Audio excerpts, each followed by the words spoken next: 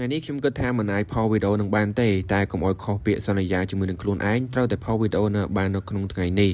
ស្វាគមន៍អ្នកទាំងអស់គ្នាមកកាន់ 315D ថ្ងៃនេះគឺជាថ្ងៃដំបូងនៃឆ្នាំ2026នៅក្នុងវីដេអូនេះខ្ញុំនឹងមកនិយាយអំពីសកម្មភាពដែលខ្ញុំបានធ្វើនៅក្នុងថ្ងៃទី1នៃឆ្នាំ2026នេះហើយយប់មិញខ្ញុំនៅឆ្លងឆ្នាំជាមួយម៉ៃហើយនិងវ៉ានីរហូតដល់ម៉ោង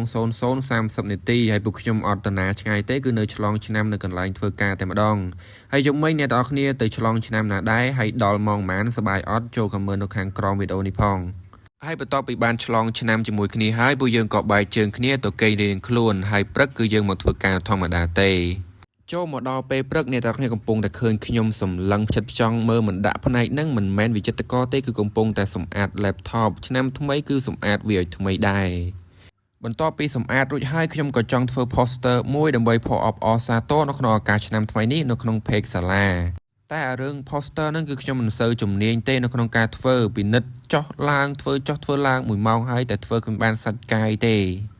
តែខ្ញុំក៏មិនបាក់ទឹកចិត្តអីដែរដោយតែខ្ញុំបាននិយាយនៅក្នុងវីដេអូមួយអញ្ចឹងរឿងខ្លះយើងមិនអាចធ្វើតែម្នាក់ឯងបានទេបើយើងធ្វើមិនកើតគឺយើងត្រូវរកជំនួយហើយឥឡូវជំនួយរបស់ខ្ញុំគឺបានមកដល់ហើយគ្មាននរណាឆ្ងាយទេគឺម៉ៃនឹងឯងហើយម៉ៃគឺគាត់ជាអ្នកកម្ពុជាធ្វើ poster ហើយបើគឺធ្វើប្រចាំសាលាតែម្ដងបន្ទាប់ពីគាត់អង្គុយធ្វើប្រហែលជា15នាទីគាត់បានធ្វើរួចហើយអ្នកនរគ្នាជួយដាក់ពិន្ទុឲ្យគាត់មើលថាបានប៉ុន្មានពិន្ទុដែរបើសម្រាប់ខ្ញុំវិញគឺឲ្យ100ពិន្ទុតែម្ដងបើខ្ញុំធ្វើគឺដឹងតែអត់កើតទេឥឡូវបន្ទាប់ពីយើងបានធ្វើហើយយើងផុសហើយឥឡូវយើងទៅអាងទឹកម្ដងឆ្នាំថ្មីថ្ងៃទី1ខែ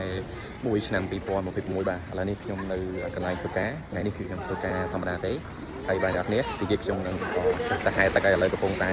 មើលលោកគ្រូគាត់បង្រៀនសិស្សបាទនេះនៅខាងក្រោយខ្ញុំនេះគាត់កំពុងតែបង្រៀនសិស្សហើយឆ្នាំថ្មីនេះខាងសាលាគឺគាត់មានគោលដៅសម្រាប់ឲ្យលោកគ្រូទាំងអស់គ្នាបាទនៅសាលាបង្រៀនហេតុម៉េតគឺធ្វើការវឹកហាត់បាទជារៀងរាល់ថ្ងៃធ្វើការមួយថ្ងៃគឺហាត់1ម៉ោងបាទហែទឹកទាំងជីមទាំងអីចឹងទៅគឺយ៉ាងណាការវឹកហាត់របស់យើងហ្នឹងគឺថ្មីបាន1ម៉ោងបាទអញ្ចឹងគេខ្ញុំនឹងនាំអ្នកគ្នាទៅជួបខ្ញុំហើយនឹងជាមួយនឹងលោកគ្រូនៅក្នុងអាងទឹកម្ដងបាទលោកគ្រូនៅ2004បាទអូខេបាទឥឡូវយើងរត់សិនរត់ហើយបានហែទឹកបាទ